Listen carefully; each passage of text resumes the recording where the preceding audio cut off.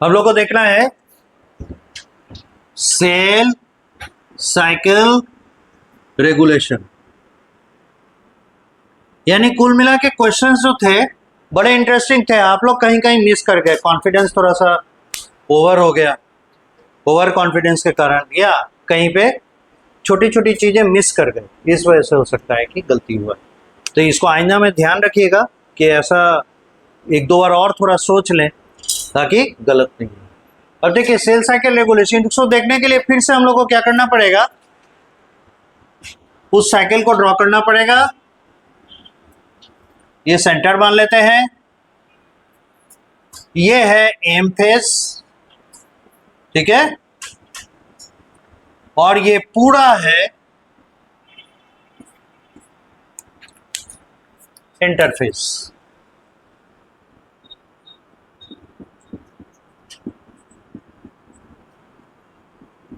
ये पूरा है इंटरफेस, ठीक है।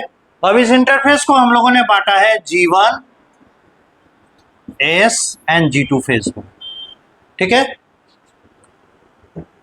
इसमें है क्या, पहले समझ लीजिए। There are two types of proteins that combinedly या that combined together to control the cell cycle। इस सेल साइकिल को कंट्रोल करने के लिए आगे बढ़ाना है, नहीं बढ़ाना है, रोक देना है, क्या करना है, इसके डिसीजन के लिए इसके पास दो प्रकार के प्रोटीन होते हैं, ठीक है। ऐसे ये बहुत ही कॉम्प्लिकेटेड है, ठीक है। जितने हायर क्लास में जाएंगे इनके बारे में और नई चीजें पता चलेगी, और हर 2 दिन 3 दिन पे कुछ ना कुछ नया पता चलता है। लेकिन हम लोग यहां सिंप्लीफाइड वे में इसको समझने का कोशिश करते हैं, ठीक है, इसीलिए। तो ये पहला इंपॉर्टेंट स्टेटमेंट इसके बारे में देते हैं। अब उन दो प्रोटीन्स का नाम देखिए। These proteins are cyclin and CDK। फिर साइक्लिन होता है दो तरह का, होता है एस साइक्लिन और एक होता है एम साइक्लिन, ठीक है। दो पार्ट में इसे बांटा गया। और CDK होता है साइक्लिन डिपेंडेंट काइनेज। ये होता है साइक्लिन डिपेंडेंट काइनेज। काइनेज एक प्रकार का एंजाइम का नाम है, ठीक है। यानी ये काइनेज एंजाइम किस पे डिपेंड कर रहा है, साइक्लिन पे डिपेंड कर रहा है, ठीक। अब करता क्या है, एड्स और रिमूव्स फॉस्फेट, ये इसका काम है। और फॉस्फेट जोड़कर या फॉस्फेट हटाकर किसी भी स्ट्रक्चर को, बायोलॉजिकल स्ट्रक्चर को या तो एक्टिवेट करता है या डीएक्टिवेट करता है, ठीक है। इस तरीके से साइक्लिन डिपेंडेंट काइनेज काम करता है। तो CDK हो गया और एक हो गया साइक्लिन, ठीक है। तो इस CDK के साथ साइक्लिन, जो भी साइक्लिन ऐड होगा अकॉर्डिंगली वो काम करे। ये मोटिव है, ये थीम है इसका, ठीक। तो साइक्लिन जो है वो बदलेंगे क्योंकि दो तरह के हैं, पर CDK ऐसा व्हीकल है जिस पर समय समय पर साइक्लिन S या साइक्लिन M सवारी करे, ठीक है। ऐसे समझ सकते हैं। अब देखिए, जब यहां पे सेल जस्ट बना तो दो छोटा छोटा सेल है। अब इस सेल को लेते हैं, ये बढ़ना शुरू होगा, ये बढ़ेगा, ये और बढ़ा, सफिशिएंट डेवलप कर गया। इस डेवलपमेंट के दौरान इसमें पहले से मौजूद है CDK और ये अभी G1 फेज के दौरान साइक्लिन एस सिंथेसिस करेगा। ठीक है, जब G1 फेज के सारे एक्टिविटी सही सही पूरे हो जाएंगे तब जाके ये मान लेते हैं CDK ऐसे है। ठीक है, इसका क्रेविस ये रहा, क्रेविस मतलब गड्ढा है ना, ये रहा, इस पे आके साइक्लिन एस जाके फिट करे। ठीक है, जब ये अपना G1 फेज का सारा एक्टिविटी फुलफिल करेगा, कुछ भी नहीं छोड़ेगा, तब क्या होगा, ये रहा CDK और इसके साथ साइक्लिन एस ज्वाइन करेगा। जैसे ये दोनों ज्वाइन करेगा, शेक हैंड करेगा, सेल को एक पॉजिटिव सिग्नल मिलेगा और वो G1 फेज से निकल के एस फेज में चला गया। ठीक है, so for the entry into S phase the cyclin S and CDK must join. और ये तब तक ज्वाइन नहीं करेगा जब तक कि G1 फेज की सारे एक्टिविटीज कंप्लीट नहीं हो। अगर एक भी रुक गया ये ज्वाइन नहीं करेगा। इस तरीके से क्या हो गया, ये स्विच हो गया। जब तक आप इस कमरे का सारा स्विच ऑफ नहीं करेंगे आपको बाहर जाने नहीं देंगे, क्योंकि आप इतने देर बैठे जैसे आप नहीं रहिएगा, यहाँ सारा लाइट ऑफ होना चाहिए। ये उसी तरह का चीज है, सारा काम आप पूरा किए तब आपको बाहर जाने का मौका दिया जाता। तो सेल G1 फेज से निकल के एस फेज में जब आएगा तब क्या होगा, तभी होगा जब ये ज्वाइन करे। अब एक चीज और मार्क कीजिए, G मतलब क्या होता है, गैप, यानी खाली समय। सेल डिवीजन के बाद एक खाली समय मिला, गैप मिला, जिसमें ये सारा एक्टिविटी हुआ, तैयारी हुआ, किसके लिए, एस फेज में आने का। ठीक, यानी G1 फेज गैप फेज है तैयारी करने का, और एस फेज है काम करने का। इसमें क्या होना है, DNA डुप्लीकेशन होना है। तो DNA डुप्लीकेशन के सिग्नल कब मिलेगा, जब ये दोनों जंक्शन किया, ज्वाइन किया। अब एक चीज देखिए, अगर ये जुड़ा हुआ रह गया, सेल को तो लगातार सिग्नल मिलेगा, अरे DNA रेप्लिकेट करो, DNA रेप्लिकेट करो। तो एक बार करने के बाद दोबारा DNA रेप्लिकेशन की ओर चला जाएगा, दोबारा कर लिया, तीबारा जाएगा, चौबारा जाएगा, और ये करता ही जाएगा। DNA रेप्लिकेट करता ही जा रहा है, आगे की ओर सोच ही नहीं रहा। पर इसे टेक्निकली कितने बार DNA रेप्लिकेशन करने चाहिए थे, एक ही बार, तभी ना डिवीजन डबल होता।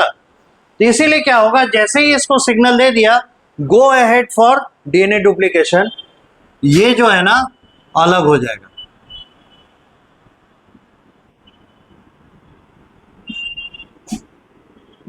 साइक्लिन एस और ये CDK, आपको क्या बताइए, ये तो व्हीकल है जिसको हायर करता है साइक्लिन एस। अब जैसे ही साइक्लिन एस इससे हटेगा, एस फेज में एंटर करने के बाद एक प्रकार का प्रोटीन डाइजेस्टिंग एंजाइम कॉम्प्लेक्स होता है, कई एक ही नहीं, कई तरह के प्रोटीन डाइजेस्ट करने वाले एंजाइम्स होते हैं, उनका कलेक्शन। वो मिलकर क्या करेंगे, साइक्लिन एस को डिस्ट्रॉय कर देंगे। ना रहेगा ये सिग्नल, ना करेगा ज्वाइनिंग, ना करेगा ये दोबारा इस फेज में एंट्री।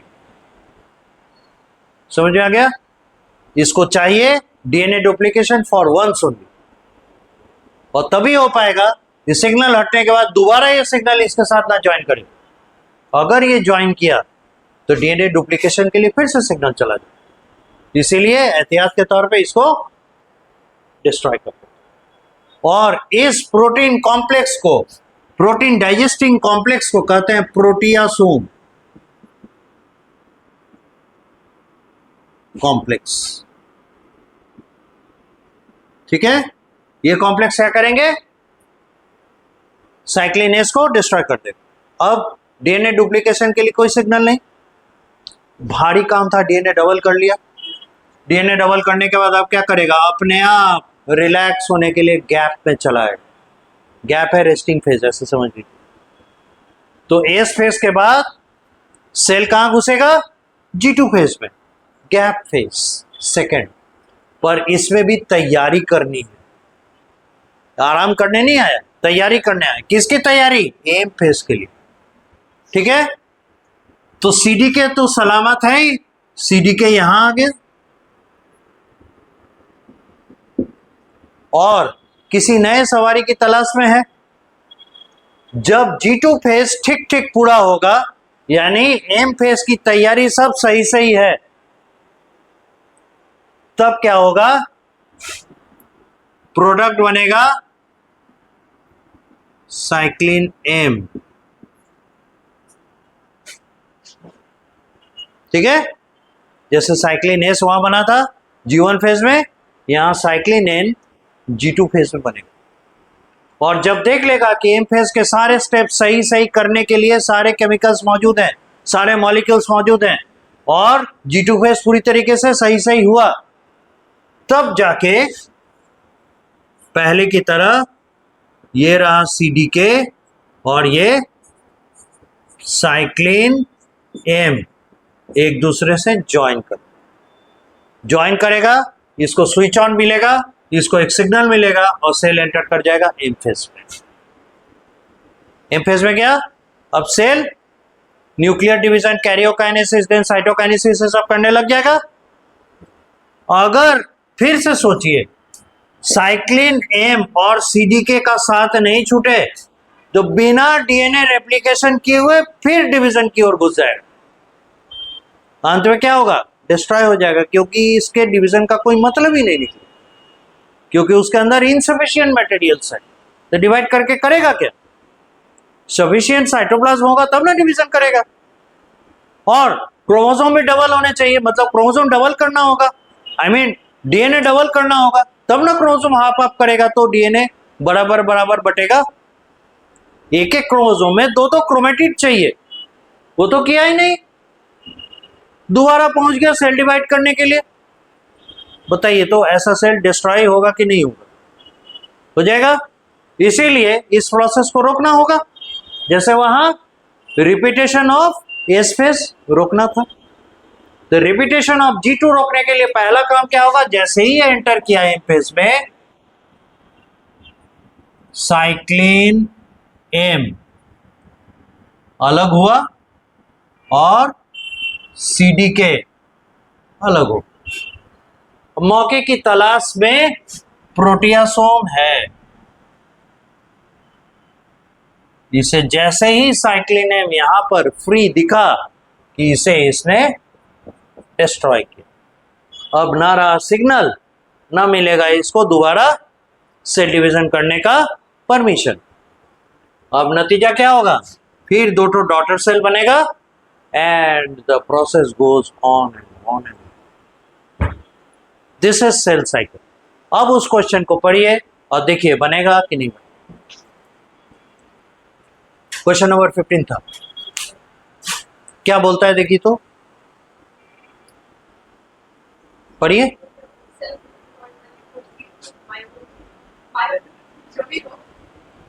हाँ, माइटोसिस विदाउट इंटरप्शन चॉइसेस। रुक जाइए, अगर एस फेज में एंटर कर गया तो बिना इंटरप्शन के लिए, बिना इंटरप्शन के, बिना रोके टुके एम फेज में जा सकता है क्या? जब तक सब कुछ ओके नहीं होगा तब तक, तो अभी इस चॉइस को होल्ड पे रखते हैं। और G2 फेज में अगर आ गया तब एम फेज में जा सकता है। एस फेज के बाद तो यहाँ छलांग नहीं लगा सकता, G2 के पास ना जा सकता है G2 के बाद। तो ये एक सही लग रहा है, आगे बोलिए। और तो G2 फेज में जाएगा तभी उसमें जाएगा, तो ये आंसर होगा। नहीं जा सकता है, पीछे कैसे लौटेगा? संभव ही नहीं है। जब तक ये नहीं होगा ये नहीं हो सकता, क्योंकि इसे जायदाद बांटना है, और जायदाद है क्या? DNA। तो DNA जब तक डबल नहीं होगा तब तक आधा कैसे करेगा? समझ गए? इसलिए एस फेज में आने के बाद G2 फेज में जाएगा, तब जाके वो एम फेज की ओर जा सकते हैं। This is cell cycle, cell regulation. ठीक है, तो अब जितनी बातें यहां पर कही गई हैं, पहले आप एक काम कीजिए, फिगर लिखिए, diagram representing diagram representing cell cycle regulation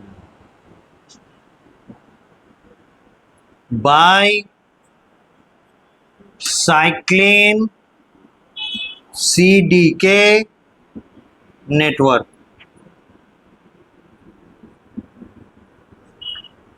यहां तक पहले लिखिए, इसको नोट कीजिए, पहले ड्रॉ कीजिए डायग्राम। अब देखिए इसमें फिर पॉइंट नंबर 3 लिखिए, the cyclin can combine with the CDK. The cyclin can combine with the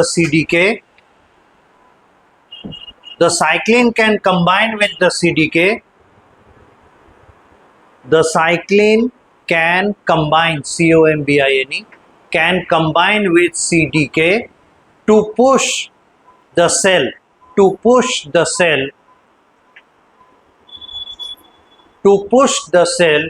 in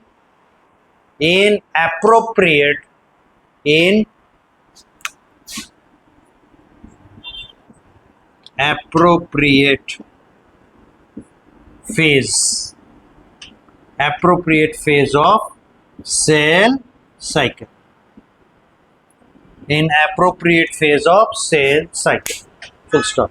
अगला पॉइंट लिखिए, when CDK combines with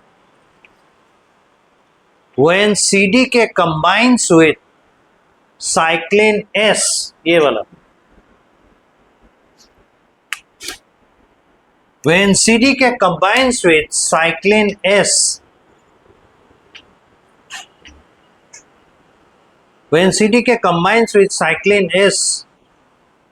the cell can move from G1 phase to TO2, from G1 phase to S phase. G1 phase to S phase. Full stop. But this happens only, इसी में चलेगा, but this happens only when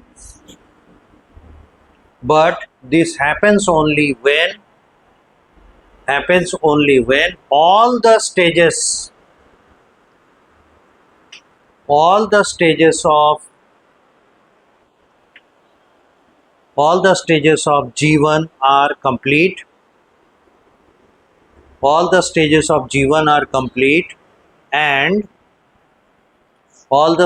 of G1 are complete. And preparation for the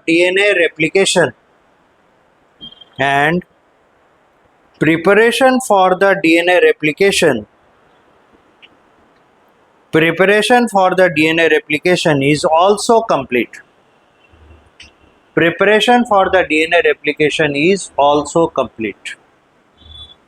full stop. इसका मतलब हुआ cyclin S और CDK का combination तभी होगा जब सेल में G1 फेज पूरा कर लिया गया होगा और एस फेज की तैयारी हो चुकी होगी। Only then it is possible to combine, है ना, अदरवाइज ये कॉम्बिनेशन नहीं। ठीक, अगला पॉइंट कीजिए, पॉइंट नंबर 5। अच्छा, पॉइंट नंबर 5 इस पे लिखिए, after S phase completion, S phase पूरा होने के बाद, after S phase completion the cell enters, after S phase completion the cell enters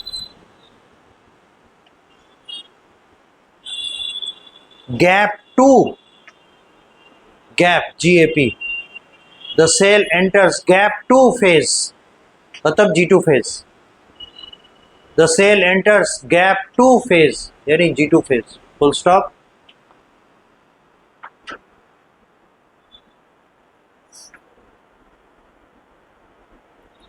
fulfilling all the requirements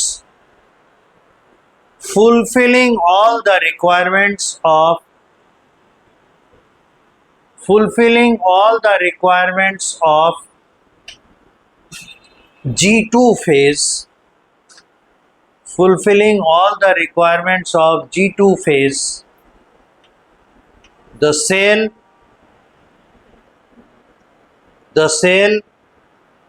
can move to the M phase only. The cell can move to the M phase only when the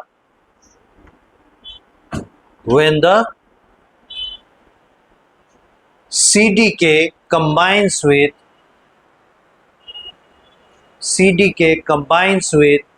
cyclin M. CDK combines with cyclin M. CDK combines with cyclin M. Full stop. इसे में लिखेगा. For this to happen, ये होने के लिए, for this to happen, complete preparation, for this to happen, complete preparation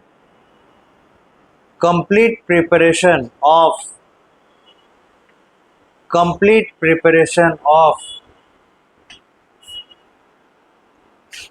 M phase, complete preparation of M phase must be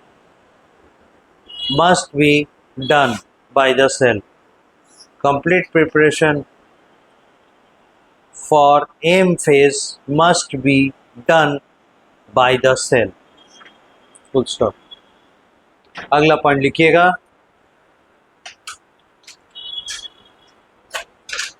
The cyclin S and CDK separate. ये वाला cyclin, the cyclin S and CDK separate, अलग हो जाते हैं. Separate once the cell enters S phase. Cyclin S and CDK separate once the cell enters. एक बार cell S phase में चला जाए. Once the cell enters S phase. Full stop. Then protein digesting complex,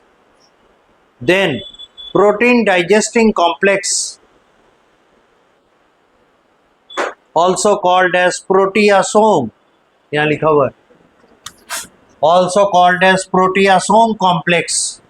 The protein digesting complex, also called as proteasome complex, destroys cyclin S. Destroys cyclin S to prevent. Destroys cyclin S to prevent repetition of. To prevent repetition of. To prevent repetition of S phase. Prevent repetition of S phase. हो गया. अगला point दीजिएगा. Similarly,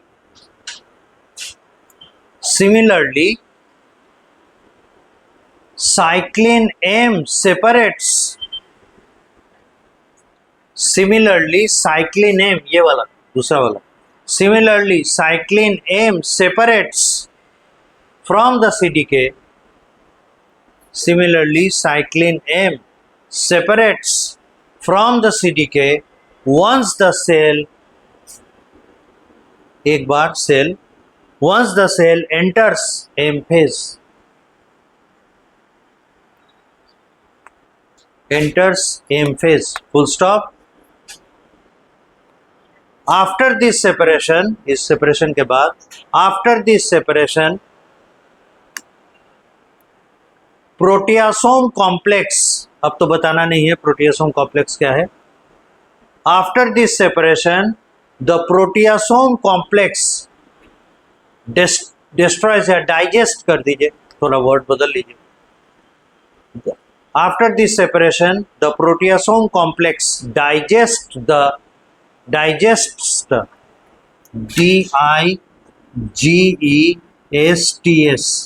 digests the cyclin M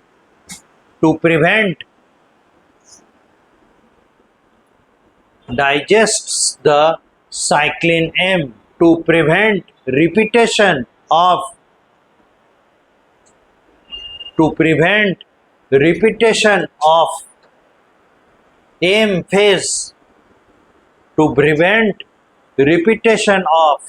phase, without proper preparation.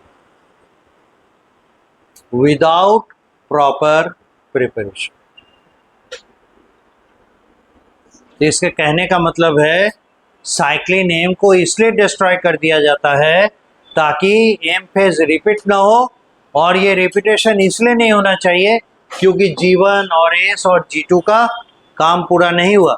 Specially DNA replication जो S phase में होना है वो तैयारी हुई नहीं, इसीलिए बिना इस तैयारी के दोबारा एम फेज में सेल ना चला जाए, इसलिए साइक्लिन एम को डिस्ट्रॉय कर दिया। समझ गए? This is the end of the chapter and this is cell cycle regulation. ठीक है।